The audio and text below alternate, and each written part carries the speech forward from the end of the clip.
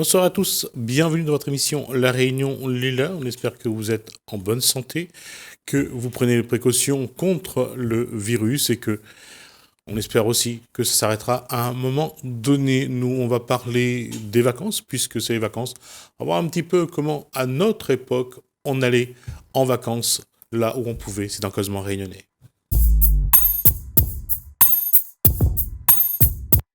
Bonsoir Christian Jalma. Oui, bonjour. Mon nom c'est Pink Floyd. Hein. Pink Floyd. Alors la question c'est, il y a 50 ans, 60 ans, lorsqu'on partait en vacances, on disait comment? Mais justement, est-ce que c'est le mot vacances était bon? Changement d'air. Voilà, changement d'air. La femme avait deux mots, changement d'air pour ça qu'elle avait l'argent, et vacances, ça qu'elle avait pas l'argent. Donc moi, quand j'étais petit, me rappelle bien, les vacances, enfin, c'était pas vraiment des vacances, hein. Parce qu'en fait, mon maman, le temps envoyé à moi chez une voisine qui habitait pas à côte, hein. C'était un ami de ma mère. Et il m'a envoyé chez cette personne-là, cette famille. Et moi, je me croyais m'y aller jouer. Mais aller courir partout, être plus libre que dans mon cas, dans mon cours. Comme il arrive, le madame dit, bon, là, on mange, maintenant, il faut aller ramasser des herbes, coupe de bois, nettoyer la cour. Voilà.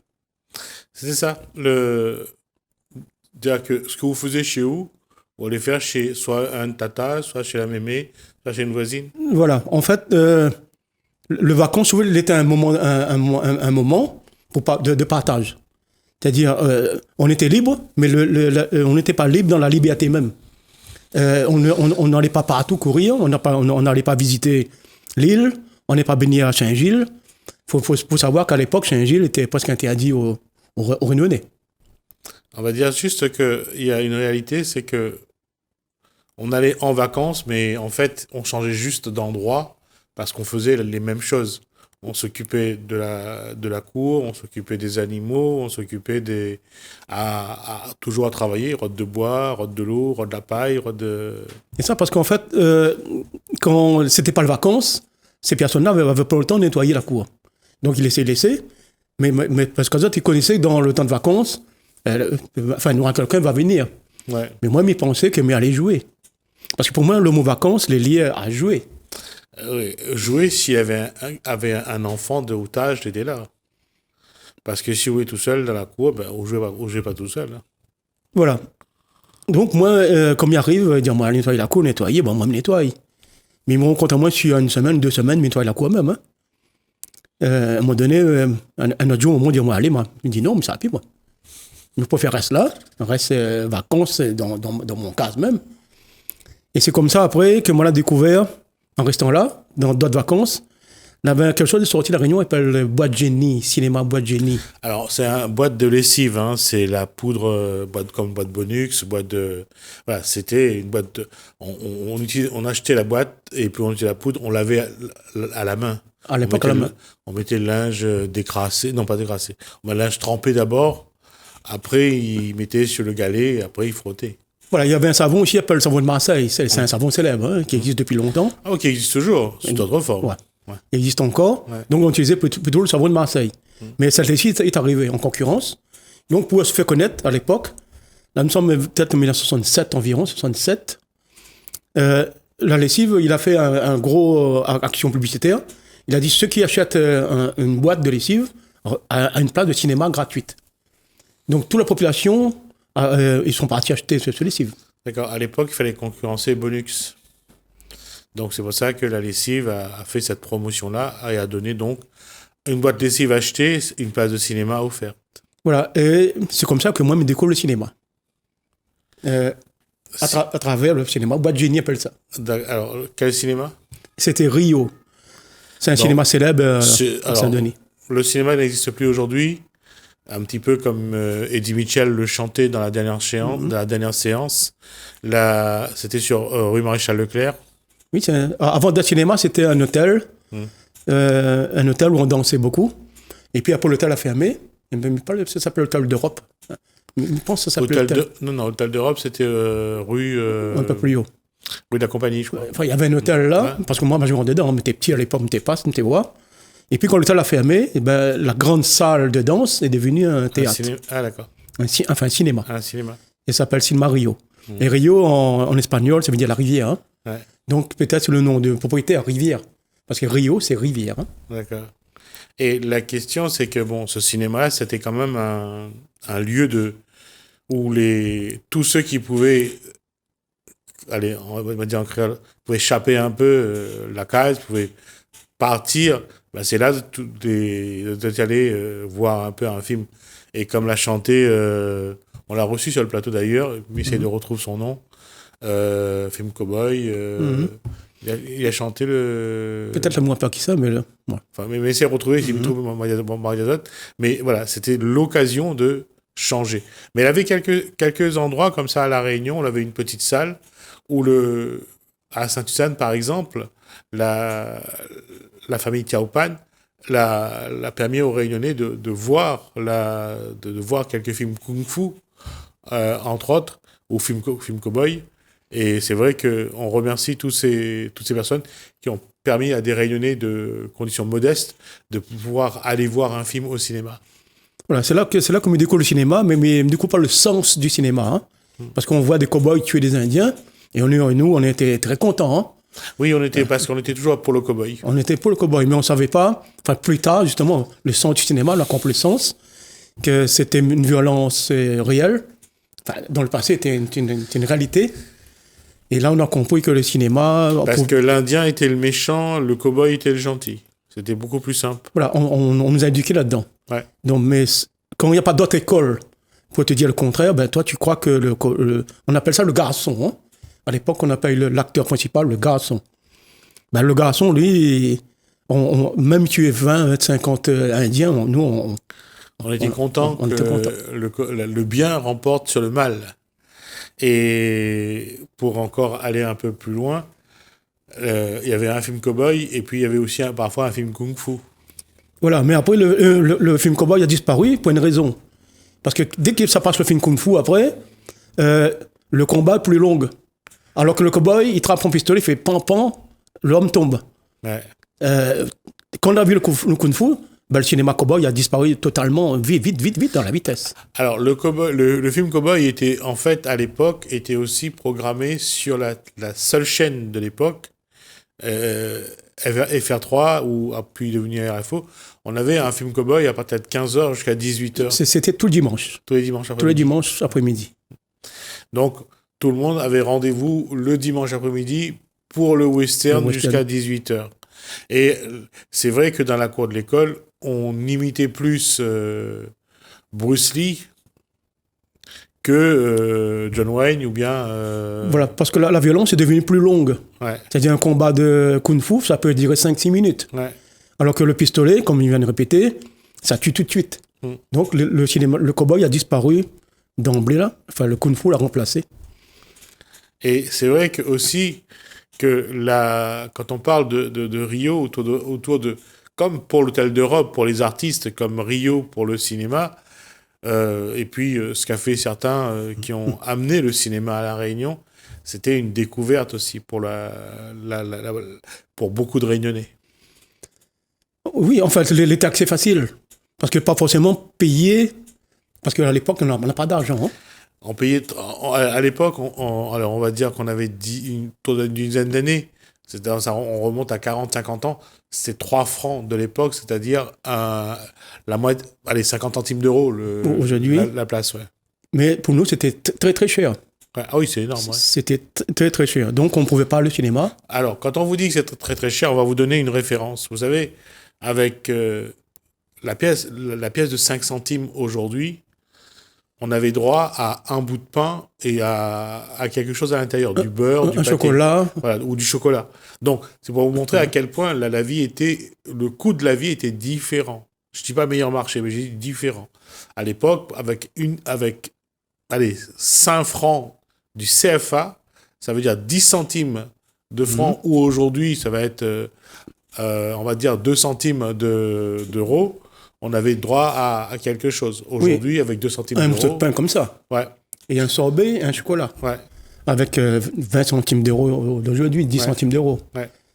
Et même, juste un aparté, mal voyagé là au Mozambique, en Afrique du Sud, avec 20 centimes, on mange un plat de manger, un volaille coupé en deux, hein, avec 20 centimes d'euros. Mais à La Réunion, on ne comprend pas pourquoi ce 20 centimes n'a plus d'importance.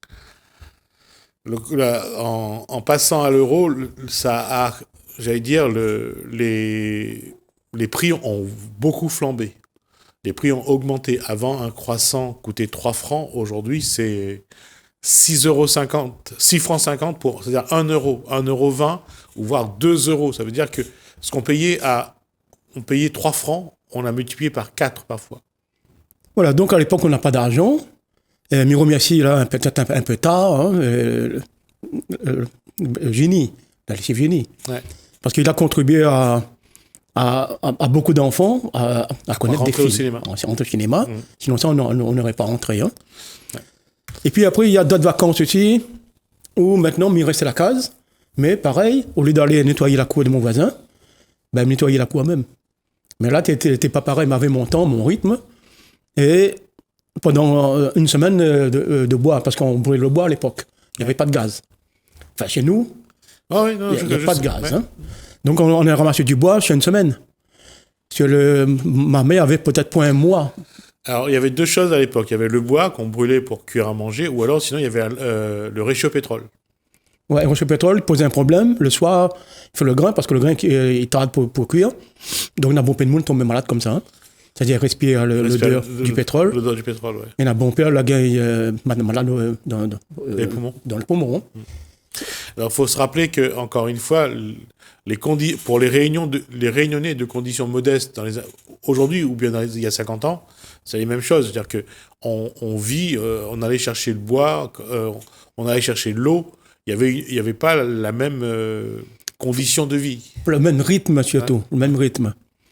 On avait le temps, on empilait le bois, on prenait des bacs de l'huile. Parce que les bacs de l'huile arrivent en gros, les bacs de l'huile ici. C'est souvent près de 1,50 m de haut.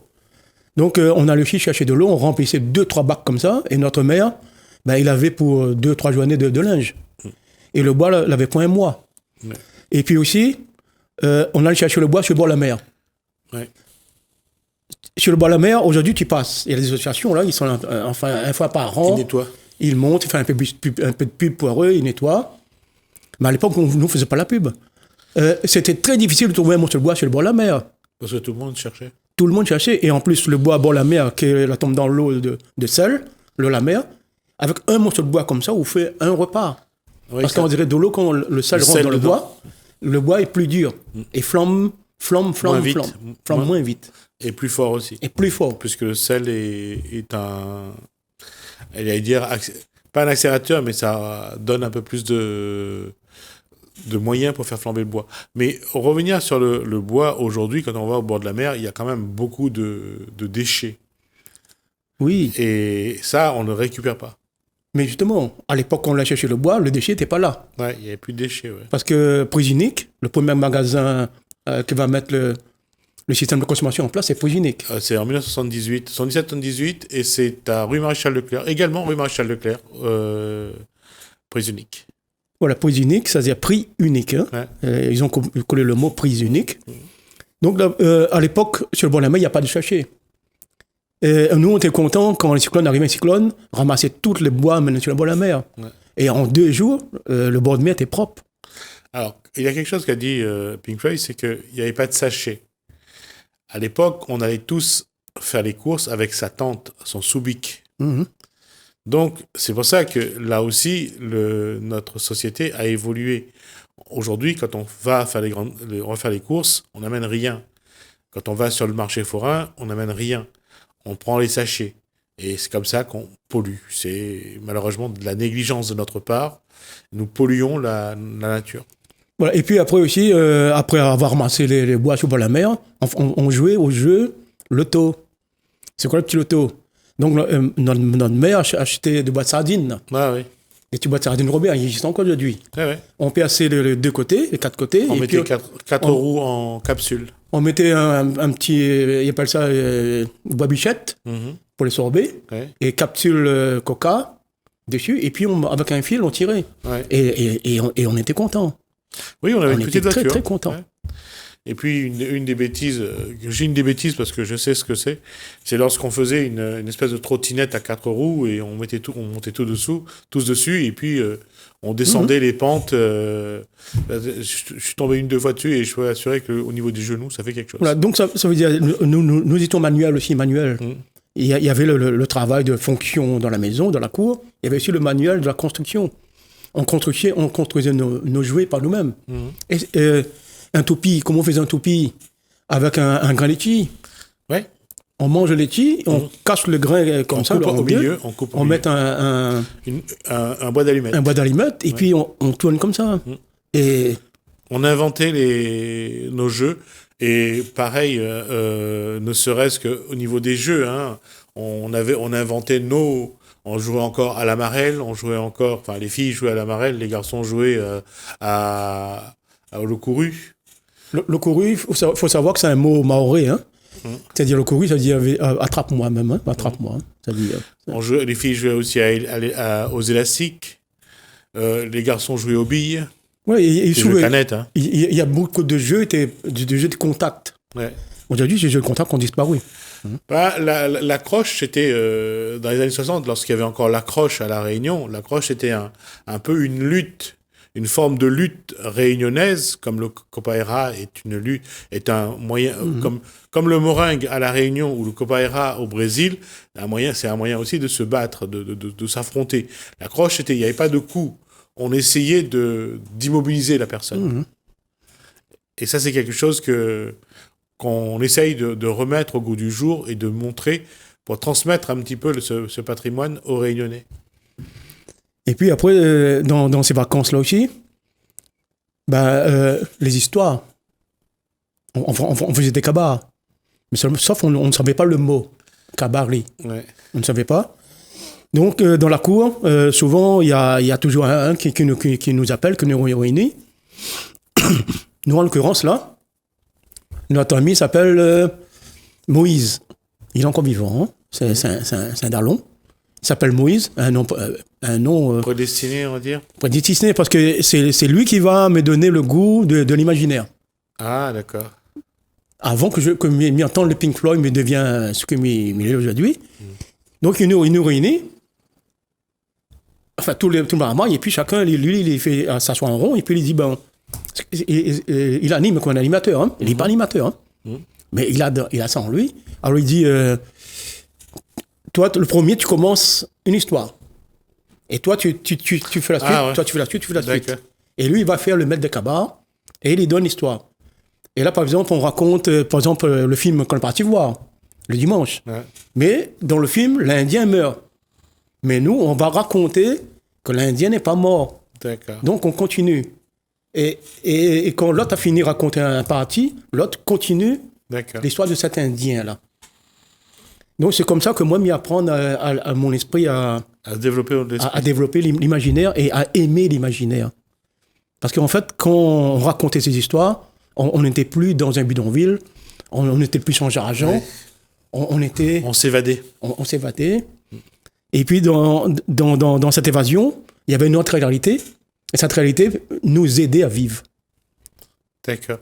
Et pourquoi ce que dit Pink Floyd est important? Parce que à cette époque-là, il y avait encore Tijan, l'histoire Tijan. Il y avait encore Tijan, il était encore un personnage dont nous parlait. Il y avait encore Grand Diable. Il y avait encore Grand Mircal. C'était vraiment dans l'imaginaire de Sitaran aussi. On en parlait aussi. En fait, on cherchait toujours des personnages pour nous faire peur. Hein. Là, c'était aussi, dans les vacances, par exemple, les jeunes filles aimaient danser à l'époque. Mais il n'y a pas vraiment de salon bal. Hein. Il y avait quelques salons. Et le cinéma aussi était fermé bonne heure. Mais sauf il y a des jeunes filles qui marchent le soir, enfin qui voulaient sortir. Des jeunes garçons voulaient sortir. Donc la famille disait comme ça, dans les vacances, vous allez rester là parce que si après 6 heures, vous sortez, vous allez rencontrer un cercueil sur la route. Un mauvais âme. Un âme errante. Ah, et ici, ma mère nous disait un cercueil. Ouais. Un cercueil. Et dès que tu vois le cercueil, même si tu tournes le dos, tu retournes, le cercueil redevient devant toi. Ouais. Et même si tu cours, le cercueil est toujours devant toi. Alors, la solution, c'est que on y va, on trappe le cercueil, on met sur le bord de la route. On met sur le côté. Et comme ça, le cercueil, il te laisse passer. Ouais. Nous, à l'époque, On y croyait. on y croyait à ça. On y croyait. Ouais. On y croyait. Non, on a tous cru. Hein. On nous a raconté ça et on avait la trouille et on sortait pas non plus. Hein. C'est rare que on sortait le soir. Hein. Là, après, il y a d'autres. Il y a d'autres histoires comme ça. Mais hein. c'est lié aussi à Citaran, parce que l'époque de Citaran, c'était que la nuit, il fallait vraiment s'enfermer à la maison, bien fermer la porte et avoir peur de Citaran, parce que Citaran était capable de... En fait, Citaran, c'était un sorcier, un devineur. Citaran, justement, Citaran, lui, sa façon, il savait les poudres, faire des poudres pour dormir. Ouais. Donc, dans l'histoire de Citaran, il avait un sabakane. Même si tu enfermes dans ta maison avec serrure, il passe en sabakane et puis il souffle et la poudre fait dormir. C'est comme ça qu'il rentrait chez les gens, il volait les gens. Les gens restaient endormis.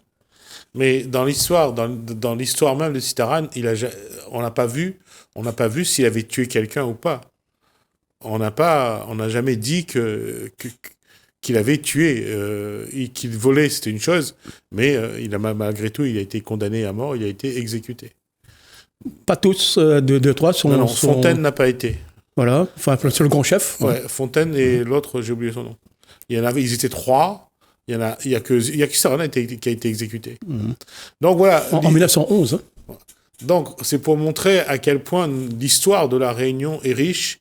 Nous avons aussi nos grands diables, nous avons aussi ces êtres qui nous font peur, et on a également, j'allais dire, transmis.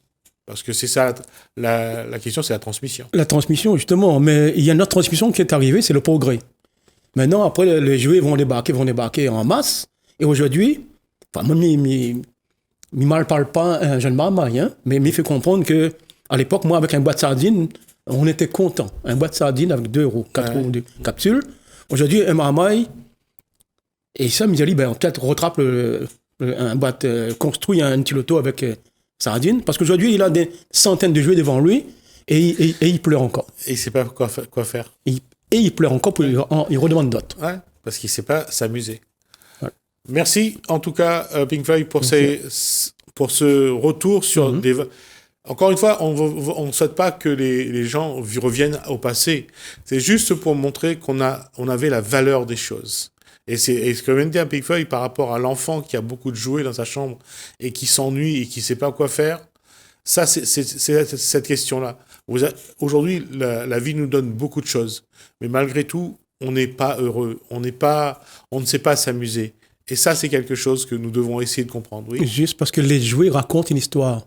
Ouais. Si l'enfant a des milliers de jouets, il ne raconte pas l'histoire de ses jouets, le jouet reste joué. Comme a dit Floyd tout à l'heure, l'imaginaire, votre imaginaire, qu'est-ce qu'il peut vous faire ? En tout cas, essayez de voir avec votre imaginaire comment vous pouvez passer de bonnes vacances. Merci Pink Floyd. Bien sûr. On marque une pause, on se retrouve juste après.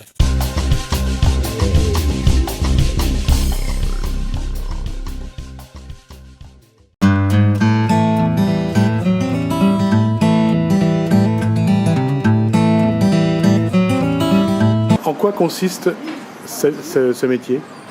Alors, le métier assistant de vie aux familles consiste à aider les personnes âgées, pour les personnes handicap, et ça peut être aussi pour les jeunes aussi. On accompagne, fait le ménage, le repas, le nettoyage et aussi pour les démarches administratives. Est-ce que vous pouvez me raconter c'est quoi une de vos journées, par exemple ? Déjà, pour une journée, au début de la matinée, partir chez une bénéficiaire, faire le nettoyage, demander si la personne va bien, si elle a pris ses médicaments, donner un café, et ensuite faire que le nettoyage, c'est-à-dire faire la cuisine, le repas, les toilettes, la salle de bain et la maison. Et ensuite, quand c'est terminé, on accompagne la personne jusqu'à que l'heure se termine de service, l'intervention. et on reste avec la personne jusqu'à l'heure pour repartir chez une autre bénéficiaire. Combien de bénéficiaires vous peut faire par jour? Ben, ça dépend, le temps d'heure. Il y a un chef de secteur qui positionne les gens, les travailleurs sur les bénéficiaires. Et ça peut dépendre, avoir à 4-5 personnes par jour. Certains, on a un peu plus, voire 6 personnes par jour. Quels sont pour vous les moments les plus importants de votre fonction? Alors, les moments les plus importants, c'est quand on arrive chez les personnes, voir si les personnes vont bien, si elles ont passé une bonne nuit et si la personne se porte bien. À votre avis, quels sont les moments les plus importants de votre métier pour justement accompagner ces personnes-là? Les moments les plus importants, ben, moi, c'est plutôt pour mon état moi-même, c'est-à-dire déjà être bien pour pouvoir amener une bonne compagnie à la personne, parce que les personnes sont souvent en mal en point. Et bon, pour moi, le moment le plus important, c'est l'arrivée dès le matin. Être bien, souriant, motivé pour pouvoir amener une bonne compagnie à ces personnes-là. Et ces personnes-là, il y a ou quoi quand ils vont arriver? Certains sont avec leurs humeurs, il y a beaucoup d'humeurs différentes par jour. Et il y en a qui sont contents de voir, comme ils sont tout seuls. Et voilà, on est comme une famille aussi pour eux. Voilà. Et quels sont les mots qu'il faut dire quand on arrive chez la personne? Les mots les plus importants, bonjour monsieur, bonjour madame, comment allez-vous? Voilà. Et dans quel état d'esprit on doit être pour bien faire ce métier? Comme je vous ai dit tout à l'heure, il faut être bien, c'est-à-dire souriant, bien, avec une bonne motivation, dynamique, parce qu'il y a du travail à faire quand même, c'est pas évident. Voilà. Et quoi ou là encore envie d'apprendre pour que votre métier soit encore plus performant, plus efficace? Pour moi, c'est plutôt l'expérience, c'est avec le temps, parce que pour moi, pour l'instant, on peut faire tout ce qu'on a à faire. Et avec l'expérience, ça sera encore mieux, c'est-à-dire les devoirs accomplis sera mieux, bien présenté et plus efficace. À votre avis, aujourd'hui, vous trouvez que le Réunionnais il oublie un peu trop vite son bon gramoun? Après, c'est pas la critique parce que chaque famille est différente. Moi, je pense que, moi personnellement, quand on a commencé le métier, je vois que l'importance avec les personnes âgées de la famille et même dans l'entourage est important quand même parce que ces personnes-là ont besoin de l'aide. Et il est important de ne pas oublier, même si on ne fait pas beaucoup, au moins prendre des nouvelles et rendre quand même notre service. On trouve que la jeune génération il oublie trop vite que lui aussi ça vieillir? Voilà, c'est ça. La jeune génération on a tendance à faire notre vie, chacun pour soi, et il oublie que un jour nous tous sera vieux, et voilà, ce sera difficile pour nous, on aura des jeunes, ils vont regarder à nous, ça va tourner notre tête, et ça sera vilain. Quoi vous ressent aujourd'hui dans ce métier que vous faites? Quoi vous sent que vous apporte aux personnes âgées? Déjà, il apporte mon soutien, il apporte mon aide, et aussi il apporte de la joie aussi pour ces personnes-là, parce que ça a une tristesse en eux, que certains ils montent, et certains ne montent pas, mais on voit, selon le mode de vie, on remarque. Alors, ça dernière question, si vous avez un message à tout le monde, dans votre façon de regarder des personnes âgées, quoi vous pourriez dire pour que vous soyez un peu plus bienveillant? Alors, moi, si j'ai un message à faire passer, c'est pour tous les jeunes, que ce soit les jeunes ou vieux, fais un compte avec votre famille et lâche pas. Même si on n'a pas de temps, de travail, tout ça, votre famille, les personnes âgées, ont besoin de nous. Ils ne peuvent pas faire ce que ça en a à faire. Et du coup, ça a besoin de nous, un soutien, que ce soit moral ou psychologique, et même dans les démarches, tout ça, on a besoin de nous. Et porte plus attention à ces gens-là. Et il n'y a pas que des vieux aussi, il y a des jeunes aussi. Ils sont handicapés, tout ça. Ils ont besoin de l'aide et personne ne fait pas un compte exact. Ils ont besoin de nous. Donc moi, le message que je fais passer, c'est oublie pas la famille et les amis, même les entourages, n'oublie pas.